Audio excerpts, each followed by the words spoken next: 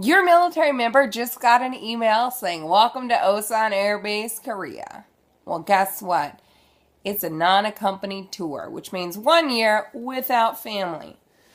So you can apply for command sponsorship, which has its perks like school and priorities for clinic visits. But you can also go non-command sponsor, and I think it's got its own perks, like having a base of preference after this year. But here's how you do it. Okay, so you're going to need to get your passports. First thing, anyways, get your passports. You're moving out of the country. You need your passport. So it could be really quickly like it was for when I got my kids. It was 10 days. Or it could be a little bit longer for my sister-in-law's uncle from the Dominican Republic. It's 6 to 8 months is what he's looking at right now. So you also want to notify the gaining base, Osan Air Base, that the family intends to come over non-command sponsored. That way they know. And they're going to try to deter you, but don't let them do it because you're an adult and you have your own bank account. And as long as you can financially handle it, then you can move wherever you want. You can move to Iceland while your military member is here. It's fine. You can move to Korea too. And it's not really like any other kind of move. As long as you got your passport and all of your documentation saying that you're good and you're healthy and all of that stuff, then why not? So you also need to check out flights. Now, they can be daunting. I've seen some flights where they're talking about 36 hours. Well, I have 2 kids and I don't have time for that. And we came from Florida.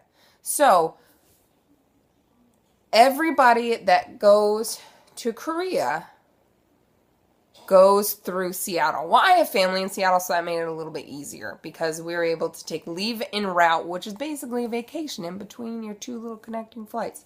So we did leave en route in Seattle. We flew from Florida to Seattle, hung out there, and then from Seattle, I would go Delta all the way because Delta does a one-shot, no layovers, 12 hours, and you're done. You're there.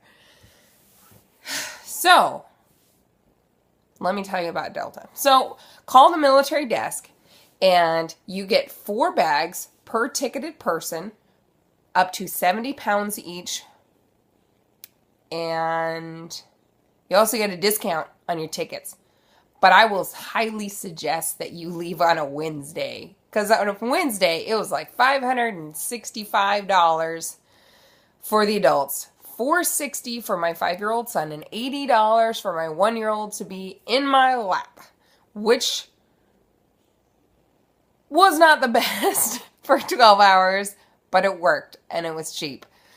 So we did that, and I bought my tickets maybe like 4 days ahead of time. So it wasn't like, oh, you got to get your tickets like 3 months out. Just look and get an idea about where things sit financially. So I bought our tickets a couple days out, flew out on a Wednesday. If we would have flown out on a Friday, it would have been $900 for each adult. If we would have flown out on Saturday, it's $3,000. So I'm not a millionaire. I'm not going to fly out on a Saturday. You do what you want, but that's just me. I'm not flying out on that day. So we did that. We came over here. It was $1,600 from Seattle to Osan for 2 adults, a 5-year-old, and an infant in arms. And then, what else? You're also going to have to get a storage unit because the military isn't going to swoop in with their magical little boxes and take your whole house with you, because they're not going to do that, because they would like to think that you're going to stay right where you're at and not move at all. So get a storage unit. Get one bigger than you think that you're going to need. My husband thought we were going to need a 10 by 15, and we ended up in a 15 by 25. So, and our stuff barely fit. We didn't Tetris it because we had other stuff to do than sit there at the storage unit all day and Tetris it. But, whatever. Okay, so upon arrival, when you get here, We were told that there's a special customs area for PCSing. All the military, because there's a lot of Army here too, all the military is supposed to go through that. Well, we had a couple days of vacation because my husband is lucky enough to have family in Korea as Koreans. So that kind of confused the lady. But just follow what she says.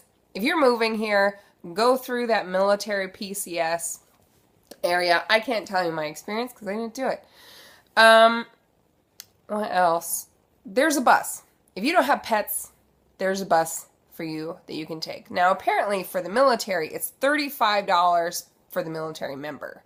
If you are traveling, which is what they're considering that you're doing, it's $15 each because they will reimburse the military member because it's part of PCS finances. So that's reimbursable for them, not for you. Take your $15. I also didn't do that because my husband's family picked us up and it was handy and that was cool. If you're traveling with pets, which I also didn't do, I left my cat with my parents on there with their big woods. So if you're traveling with a pet, you can't take your pet on the bus. You can hire a bus from ITT for what I hear is $250, and it comes with a driver, and the animals can go on there. $250 for your animal to go with you, on top of the vet fees and all of that. So you're going to check into your room. We ended up not being in the Terumi Lodge fancy hotel, but being in a converted dormitory, which is not bad. It's not bad. It's a little dated, but it's comfortable. We had a 1-bedroom, a living room, a dining room area, a kitchenette, and a bathroom. And it was all decent size. The living room couch folded out into a bed. We never unfolded it. My son was perfectly fine just laying on the top of the couch, so that was cool. Inside your hotel room is a bunch of really cool information packets. So what has saved me in my 13 days of being here so far is a book called Outside the Gate.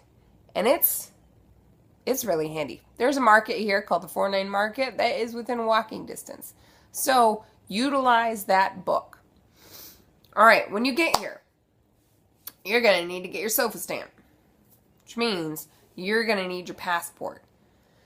So your military member can do this without you as long as they have your passport. My husband took all of our passports, got them all stamped, got himself in the system.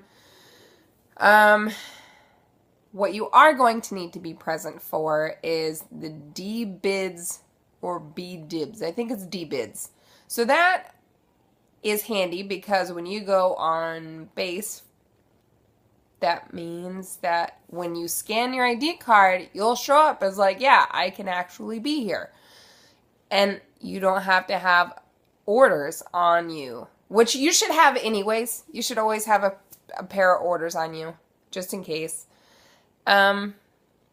So you get in the system, they say, okay, yeah, there is somebody here that is associated with this military member, and within 24 hours, all of that computer magic will happen, and you can go back and you can go get your ration card, which means you can shop at the commissary, and you can shop at the BX. So, the thing about the ration card, you're going to get here, there's going to be something that you forgot, go to the BX. So the people at the BX are really understanding about new people showing up because they show up all the time. It's a big base. Most people are here for a year. There's a big influx of new people. So just go up to the lady. A lot of people don't even ask where your ration card is. So you show them your ID. If they say, "Where's your ration card?" you say, "I just got here. I don't have one yet." I have not had one person be like, "You can't be here." The commissary is a different beast altogether. The commissary, you do need your ration card. If you don't have one, you better show up with your military member and have them use their money. Because if you show up and you're at that register and you don't have a ration card, well, you can't buy your stuff. So the military member gets you in. You do the same explanation. We just got here. Say, my family is not buying the food. I am buying it as the military member. And then you go in and you do your thing. You get your bare minimum. Whatever you need to just survive through TLF. Okay, so real estate.